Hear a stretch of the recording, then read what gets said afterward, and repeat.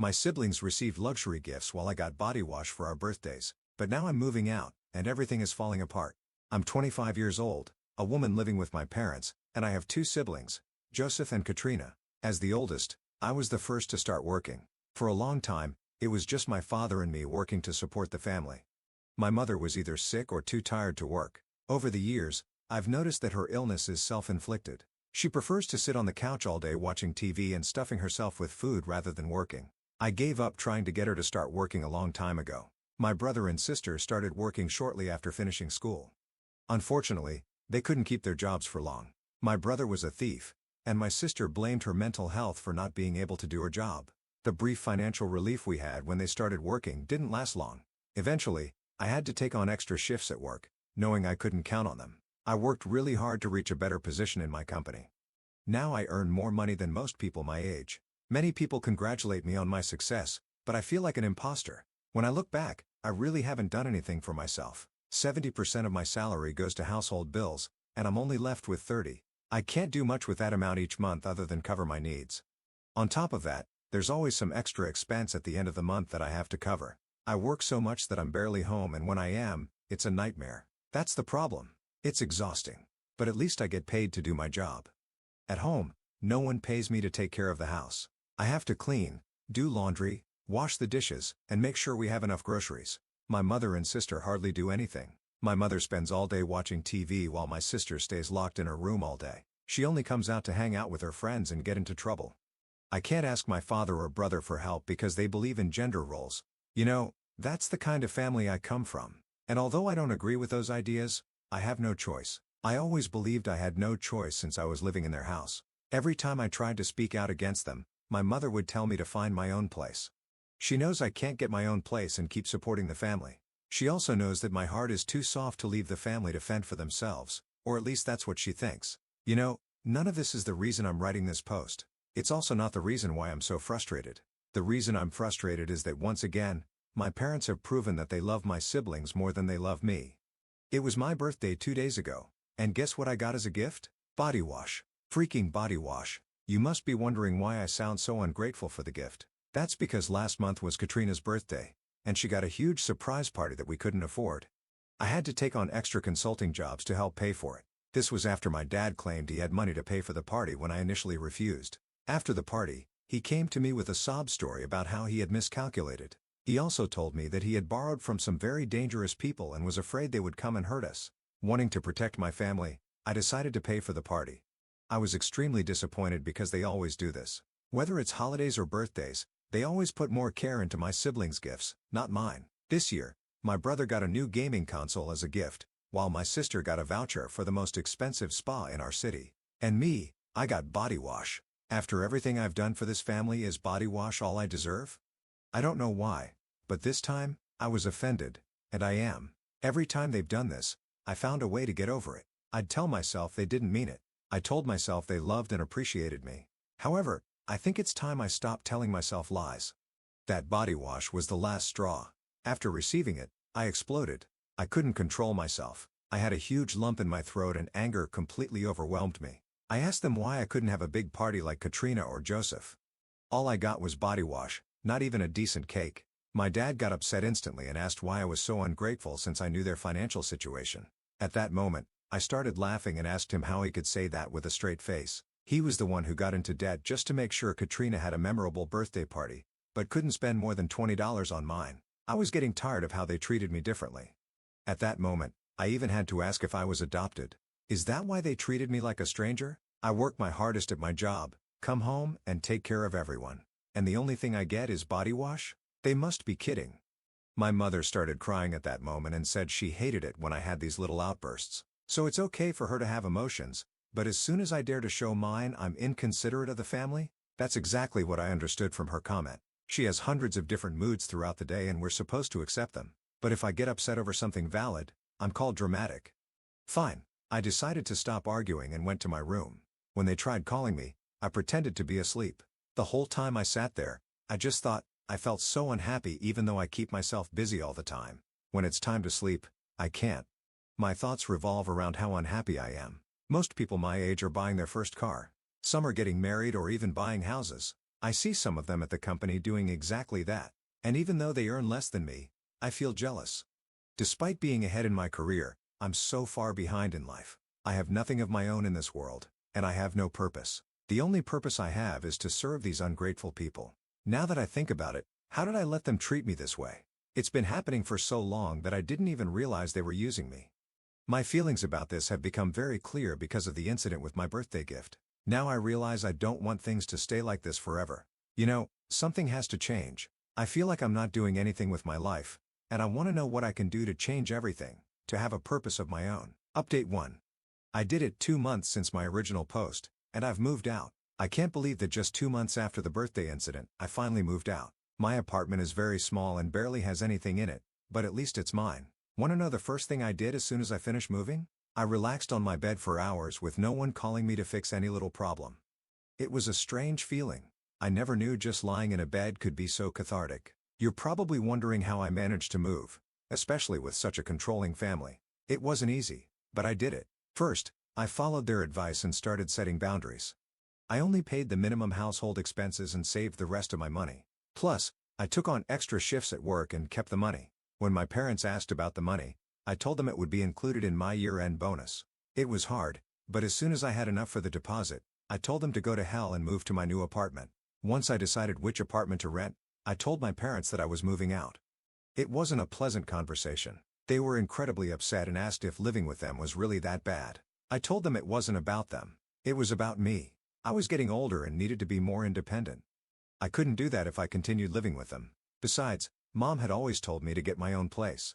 Of course, my mother took offense to my comment and called it sarcastic. She claimed she only wanted the best for me, but that I mocked everything she said. I knew I couldn't win that argument, so I apologized and moved on. My decision to move was met with a lot of resistance from the family, but in the end, there was nothing they could do about it. I had already signed my lease and was ready to go. In protest, none of them helped me pack. I had to ask a few friends from work to help. Janet and Lisa, 2 friends from different departments at work, were the only ones who knew about my situation at home. When I told them I was moving, they were so happy. They literally jumped for joy. When I asked for help with the move, they were more than willing to assist. A couple of days ago, we finished moving everything, and now I'm here in my nearly empty apartment. I don't have much, but at least I'm happy. I can't wait to start living for myself. Update 2. I've been living in my apartment for over a month now. It's been a challenging month, but I'm happier than ever, or at least I was until a few hours ago. Let me quickly tell you what happened. Over the past month, I've been furnishing my apartment and even hosted a housewarming party. Also, I've had my evenings free, so I've started hanging out with friends and even meeting new people through them. Does it feel so good to finally have a social life after so long without one? Honestly, I feel like I'm finally living for myself. Besides building a social life, I've been dating someone Lisa introduced me to.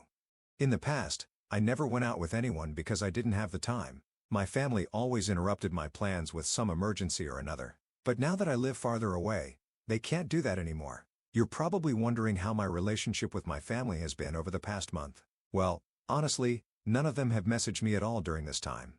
They've been eerily silent, which has been unsettling at times. I've thought about messaging them, but I stopped myself. I feel like I'm always the one who breaks the ice and apologizes after our disputes. I don't want to be that way anymore. I want it to be respected like any other member of the family. So I decided not to reach out, and for a while I thought our relationship was over. That was until my mom called me this afternoon while I was at work. I was so surprised to see her name on my screen, but I answered. As soon as I picked up, she asked, "Where's the check?" At first, I was confused because I didn't know what check she was talking about. Had she forgotten that I didn't live with them anymore? Come on, what was she thinking? Anyway, she asked me how I expected them to manage without my help. I reminded her that she had 2 healthy, capable children to help with the bills. They've had an entire month to look for work. What have they been doing all this time? Then she asked how I could be so insensitive to my siblings' situations. So I asked her how I could have sympathy for a thief and a lazy girl. They ruined their job opportunities themselves. Couldn't they learn from me and persevere? I told my mom that I wasn't going to send anything and that they had to make their own plan. Then I hung up. She called me several more times, but I didn't answer. Later, my dad called and tried to scold me, but I hung up again. I couldn't believe it when I did, as I had never cut them off like that while they were speaking before. But honestly, this past month has been so peaceful, and getting back in touch with them made me realize how chaotic my life used to be. I don't think I want to disturb my peace by bringing them back into my life. I wish they had stayed silent. They should have cut me off and left me alone because in reality, I've never truly been part of the family anyway. Now it's clear to me that they only wanted me as long as I could provide for them. I was living an unsustainable lifestyle because I was always the support, but now that's over. I've reached my limit. It's time for me to focus on myself. I should have done this a long time ago. They've tried to make me feel guilty, but it's not working. I think it's because I'm finally immune to it. Update 3. Honestly, I don't know what's wrong with my family. I can't believe I'm related to such crazy people. I knew they were capable of doing extreme things to get what they wanted, but this is too much. I'm not going to be lenient with them after this. They're about to see a side of me they never knew existed. It's been 2 days since my family started harassing me for money. I've told them repeatedly that I'm not giving them a cent. They need to make their own plan if they can't pay their bills. How can they expect that I'd still have money to support them when I have my own expenses? It's completely irresponsible and irrational. I've been ignoring them for the past 24 hours, focusing on buying more furniture for my apartment. It's finally starting to look like a home, and I'm so proud of myself. I can't believe I finally have things I can call my own. Unfortunately, I can't fully enjoy this achievement because they've been so annoying. I've ignored them the entire time, which is probably why they decided to show up at my house. Yes, they showed up at my apartment last night while I was having a small gathering. So here's what happened.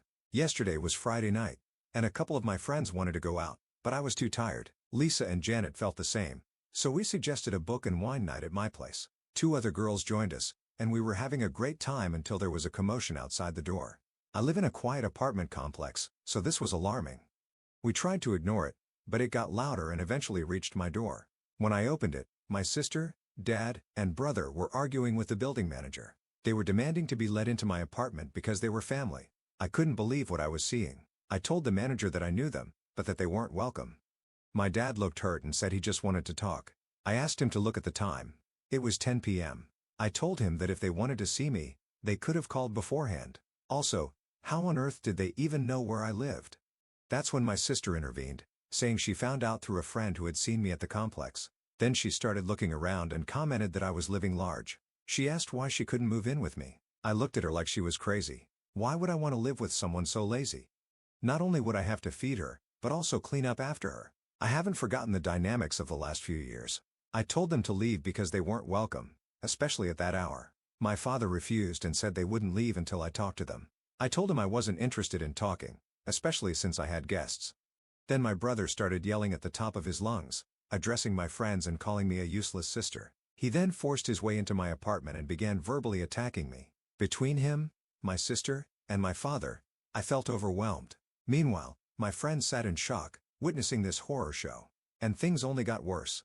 My father and brothers started going through my things and turning them upside down. Seeing them treat my belongings with such disrespect made me cry. I begged them to stop, but they wouldn't listen. They said I had caused this and they wouldn't leave without a check. That was until security arrived. It turns out Janet went to call security as soon as my father and brother started disturbing the peace. When security arrived, both my father and brother refused to leave and even tried to resist. That was a huge mistake because the commotion was so loud that they had to call the police.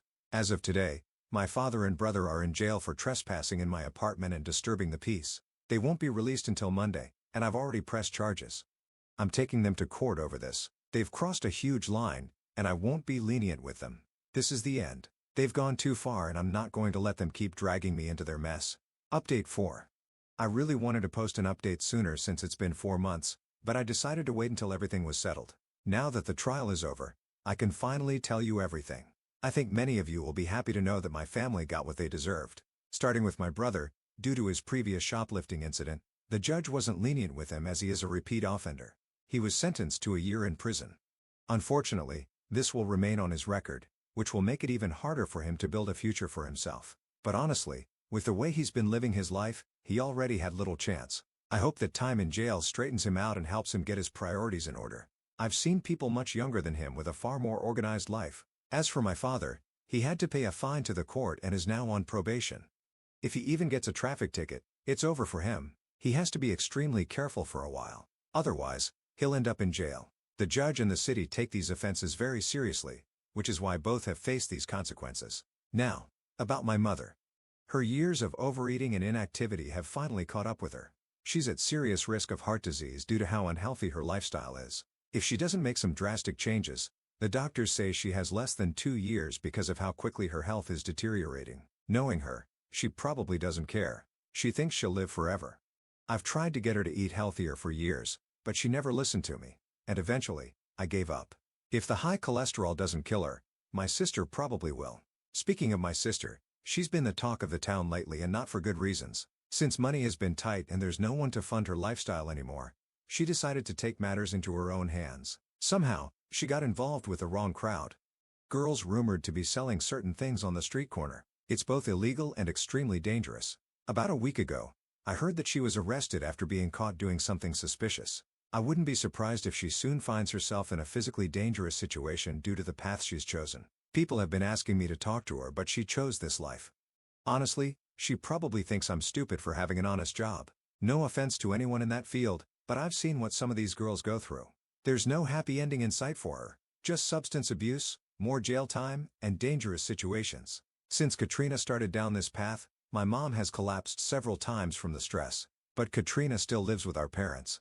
So in a way, they're enabling her behavior by letting her stay there. Even though she's making money, she's clearly not using it responsibly or paying the bills. You're probably wondering how I know all this. I found out through a reliable source. Apparently, my parents are now receiving food stamps, and my dad's work hours have been reduced. So he spends most of his time at home with my mom and Katrina. I can only imagine the hunger they must be feeling in that house now, but that's not all for them. Because on top of this whole situation they're living in, they still have to pay for the damages they caused to my apartment. I was able to recover the things they destroyed, but they still have to pay the money the judge ordered. I feel sorry for them, but not enough to step in and help. It is what it is. They made their choices, and now they have to live with the consequences. Update 5. I have an update with several things that have happened recently. And the truth is that my family keeps sinking deeper into the problems that, as I often say, they've created for themselves. They're the kind of people who try to get out of a hole by digging. I don't know if there's any way back for them, but what I do know is that it's not my responsibility to get them out of the holes they've dug themselves, and they keep making them deeper. To start with, my father, who had to pay for the damages he and my brother caused in my apartment, simply didn't do it. Many of the comments I received in my last update predicted this would happen, and they were right. The saddest part is that this time, he didn't even try. Not a single effort to show he was willing to comply with the judge's order. But of course, the judge was also right when he warned that any failure would be enough to send him back to jail. A sneeze, and he could be sent to jail. And that's exactly what happened.